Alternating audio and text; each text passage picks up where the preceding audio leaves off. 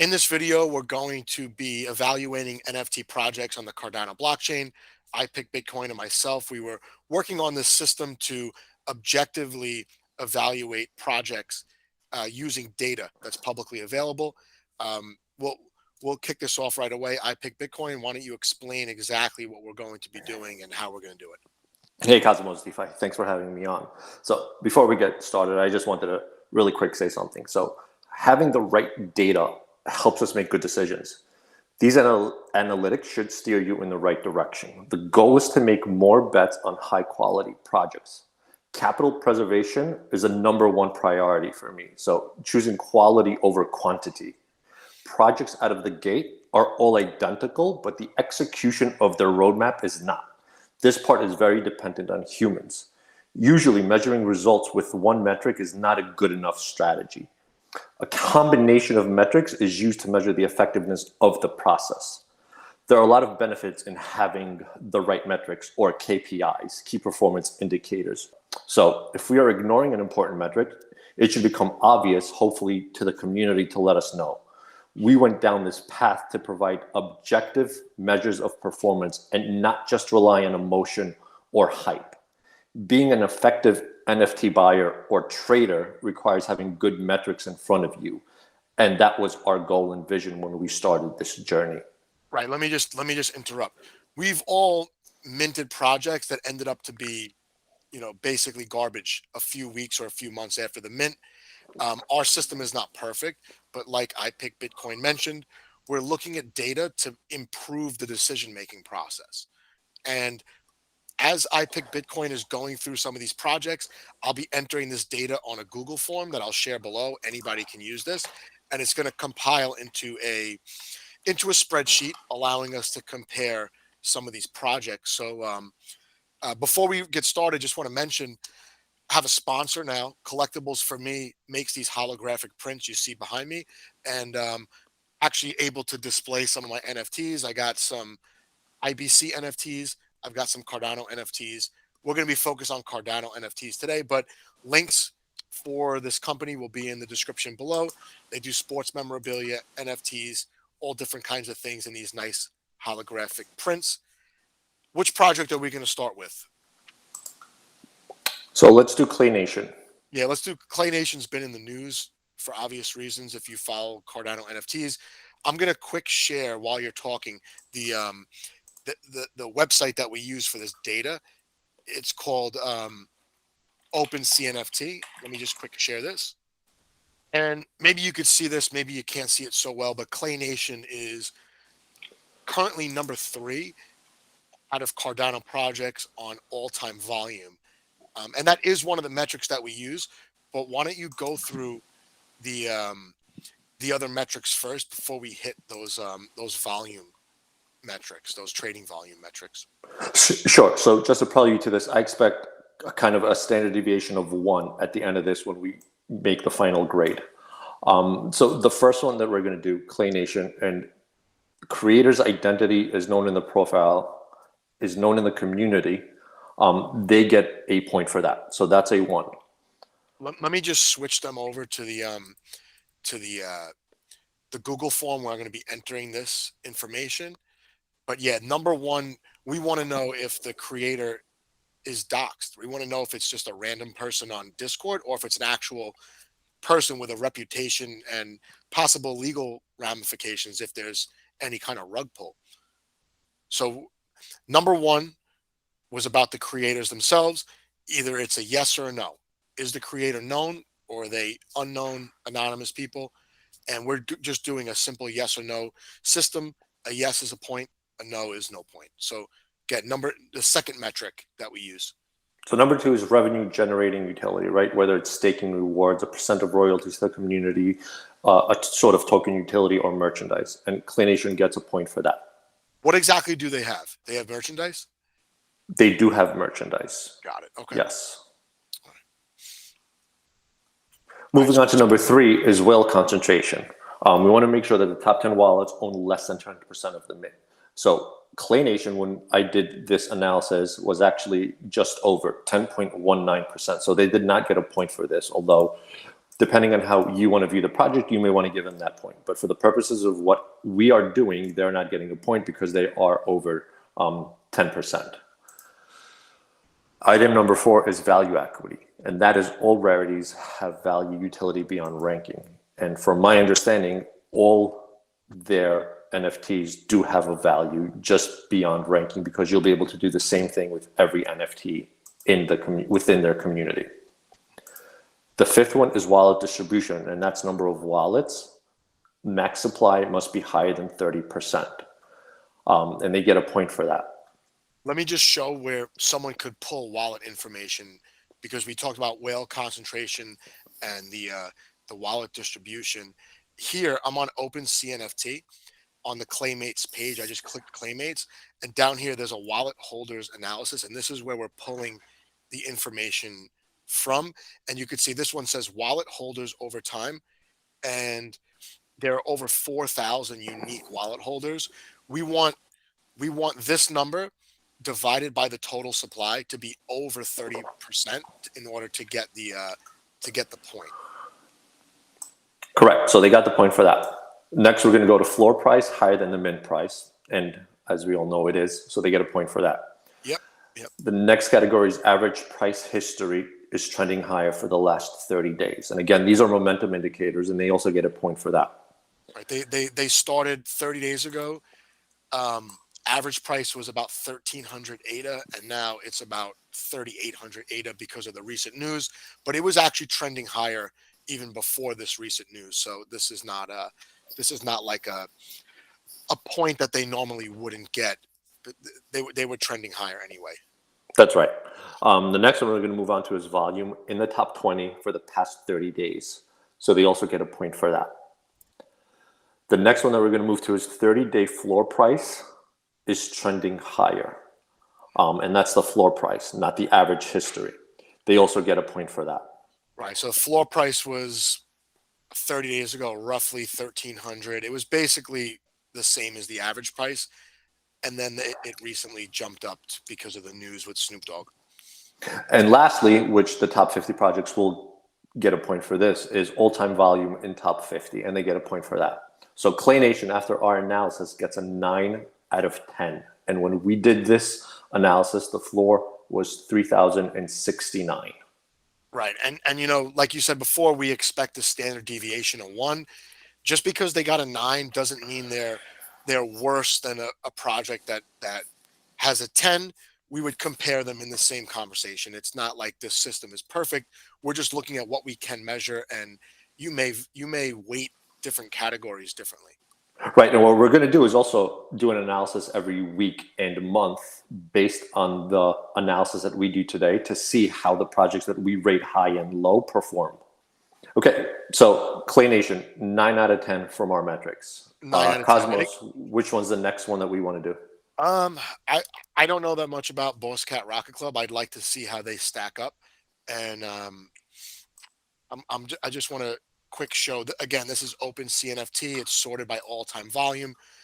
Boss Cat Rocket Club is number 4 all-time on Cardano volume. It's got like 17 million in volume, which is amazing. And they also have some side projects. We're not going to consider those. We're only going to look at the original Boss Cat Rocket Club NFT collection. Okay. Collection of 10,000. So Boss Cat, our first KPI, creator's identity is known or profile known in the community, they get a 1. They get a 1, okay. Number 2, revenue generated, utility, reward percentage, royalties, token utility or merchandise, they get a 1. Number 3, whale concentration, top 10 wallets own less than 10%. It's very spread out. It's actually 3%, which is great to see for a project. Where'd you pull that info? Same CNFT. Got it. So again, I'm looking here. Only 17 wallets have more than 10 of these, and then only 20 wallets. It's so spread out that it almost doesn't even come up on the chart here where it says wallet holders distribution. 17 wallets have between 11 and 20 of these NFTs, and most wallets have 1 or 2. which is a nice distribution. Yeah, this is great. To me, this is one of the most important categories there is. Yeah, I agree. I would weight the whale concentration metric and the wallet distribution higher than most of the other ones. Okay, moving on to the next one. Floor price higher than mint price. Yes, it is. Average price history trending higher. So it actually was not trending higher for the past 30 days. So they did not get a point for that. So they got a point for the first 6. They did not get a point for this. Volume in top 20 in the last 30 days. They get a point for that. 30-day floor prices trending higher. They get a point for that. And they are in the all-time volume in top 50. So Boss Cat Rocket Club gets also a 9 out of 10 with a floor price of 1,850. So this is the spreadsheet where the information's compiled. This was all done by I Pick Bitcoin ahead of time. We highlighted Clay Nation, Boss Cat. You can see we added another category here where we would put the genre of the NFT project, and these hit multiple genres, which you might look at that as a category in itself, and you might want to weight that depending on the genre that it's in. And you can see here as we go across the spreadsheet, we have both of them getting a 9. Obviously, these are 2 of the most successful projects on Cardano. It's not a big surprise here. Which one do you want to hit up next, Cosmos? I want to talk about 2 that kind of came on recently in terms of their relevance, and I want to look at ChilledKongs. Okay, so let's look at ChilledKongs next. So number 1, creators identity known or profile known in the community, they get a 1 for that. They do get a point. Revenue generating utility, they also get a point for that. Whale concentration, top 10 wallets own less than 10%, they get a point for that. So they've gotten 3 points so far, 3 for 3. All rarities have value utility beyond ranking. From what I understand, they all have value to them. One is not weighted higher. Wallet distribution, number of wallets. Supply must be higher than 30%. They do, so they also get a point for that. So they're 5 for 5 so far. Floor price is higher than mint price. They get a point for that. Their average price history is trending higher for the past 30 days. They get a point for that. Volume in the top 20 for the past 30 days. It is, they also get a point for that. 30-day floor price is trending higher. They get a point for that. And they are in the all-time volume top 50. So this project, first one, gets a 10 out of 10. And the floor price today is 949. Right. So let me just clarify something. So I think most people who dabble in trading NFTs are fixated on the floor price. The floor price of Clay Nation is about 6 times higher than ChilledKongs, right? So if you're just looking at floor price, you would say automatically, oh, Clay Nation, much better project than ChilledKongs, 6 times more valuable at the floor. That's all well and good, but we only have the floor price considered in 2 of the metrics. And what you have to consider is, in order for these projects to grow the community, you don't want the floor price to be untouchable by the majority of people. It looks like somebody could still, for a reasonable amount of money, buy into a quality project here and still have exposure to revenue generating utility and kind of a good momentum over the last 30 days. All right. So I want to look at Goat Tribe. It's not in the top 10. So let's look at a project that's maybe will eventually get into the top 10, but right now it's number 21, and they did mint. It looks like a couple different collections. We're going to look at the main collection, and this is still ranked number 21 in all-time volume, which is quite a bit. Yeah, let's do Goat Tribe. I wasn't expecting to get into 11 to 20, but yes, let's do it. It sounds good. So Goat Tribe. Goat Tribe is an NFT PFP project. The creators are not known in the community, so they do not get a point for that. From reading their roadmap, there is no revenue generating utility as of today. So they do not get a point for that.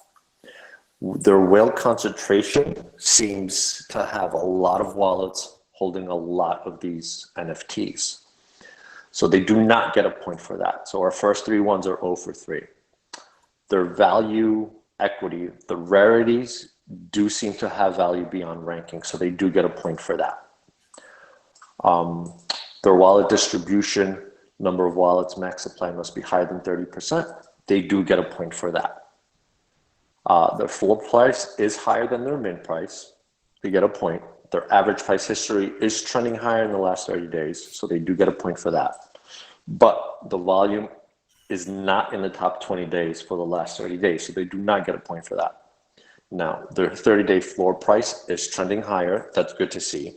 And they are all-time volume in the top 50, and they get a point for that. So the Go Tribe gets a 6 out of 10, and their floor price right now is 297. Right. So I just want to clarify one thing. When you're pulling data off this website, when we say the floor price is trending higher, it's very erratic. But I'm just looking at 30 days ago, what was the floor price? Today, what was the floor price? And even though it had these 2 dips, we're giving it the point because it is trending higher. If you drew a straight line from the floor price 30 days ago until today, it's higher. All right, let's look at SpaceBudz. I know Pavia is number 1, but we're not looking at the land NFTs right now. We're going to look at SpaceBudz, which is one of these OG projects that has reached a tremendous status in the Cardano community. You could see the floor price is 6,080, which is over $7,000. So let's look at SpaceBudz. Yeah, let's do this. So SpaceBudz, they are NFT PFP project, from what I can tell. The creator's identity is known in the community, very well known. They do not have any revenue generating utility, so they do not get a point for that. Whale concentration is way above 10%. It's actually closer to 16%, so they do not get a point for that. Value equity, all rarities have value utility beyond ranking. They get a point for that. Their wallet distribution, number of wallets, max supply must be higher than 30%. It is not. So it's very, very concentrated. So they do not get a point for that. I do not like to see highly concentrated projects. Their floor price higher than mint price. Yes, it is. It's probably the highest in the space. Their average price history is trending higher in the last 30 days. Their volume in top 20 for the last 30 days, they get a point for that. Their 30-day floor price is trending higher, and they are in the top 50 volume. So SpaceBudz gets a 7 out of 10, and the floor today is 6,200. SpaceBudz is an example of how there's a lot of intangibles there, and to be honest with you, I would say, at least for now, a project like SpaceBudz, the fact that they have a very high concentration of NFTs in very few wallets, it's actually helping them because those people are obviously not selling. They're raising the floor price, if anything. So for now, I don't know what would change that. It seems to be helping, but I think, if I had to guess, I would say that's kind of an anomaly. A new project that mints a month later and they have, the majority of NFTs and just a handful of wallets, I think that would not bode well for the future of the project. We looked at a couple of projects in the all-time top 10 for Cardano. We looked at one project that is not in the top 10. Doesn't mean it will never be. Then we looked at an OG project that didn't score as well as a lot of people in the Cardano community would probably expect. But again, we're using metrics that are measurable. Otherwise, we're just going by emotion, hype, or something intangible that can't be measured. Anything you want to add to close this out? Yeah, listen, we're going to stick to KPIs that are tangible, right? Not feelings, not how the community wants to be seen. We're going to stick to numbers. And in the long term, numbers don't lie. So we're just going to keep doing this. We're going to follow up every week, every month. We're going to see how these projects perform, and we're going to see if there's actual value to the ones that grade high versus the ones that grade low. All right. Well, thanks a lot. We'll definitely continue with this, and appreciate your analysis here. Yep. Thank you.